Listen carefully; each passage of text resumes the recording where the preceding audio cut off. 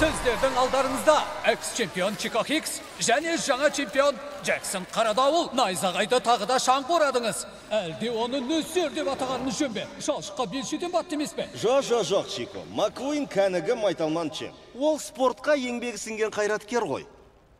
Одан озу оңай болған жоқ. Айтады екенсің сен.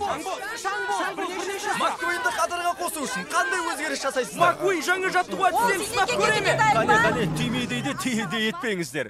Мұндай кейде болады. Бәрі реттеледі. Болды жетер. Басқа айтарым жоқ. Спорттан кетіп жатқан Кел Сальникс туралы не дейсіз? Тоқта, не? Кел Сальникс лайтер шинасын шешіп тастады. Жоқ. Ол туралы айтарым жоқ.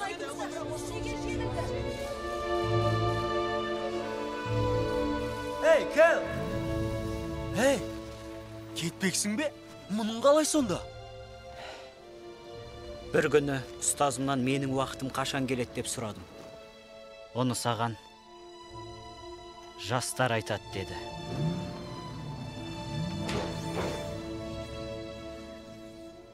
Талай уақытты бірге өткіздік. Сол күндерді сағынатын боламын. Иә.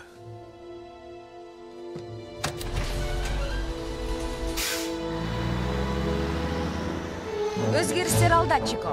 Жастарға орын босату үшін біз апта сайын Кел Уэзер сияқты хаш жүйріктердің зейнетке қолып жатқанның куәсі болып отырмыз. Және бұл соң емес. Сәлем жарыс жанкүйерлері. Лос-Анджелес 500-ге қош келдіңіздер. Порше кубогы маусымының ақтық жарысы. Бұл қосушыларға толы жылды. Қалайша? Мен сендер үшін 10 жылдай жарыстым. Болды Брейк, ол соңғы байлама. Нөміріңді басқа біреуге берем.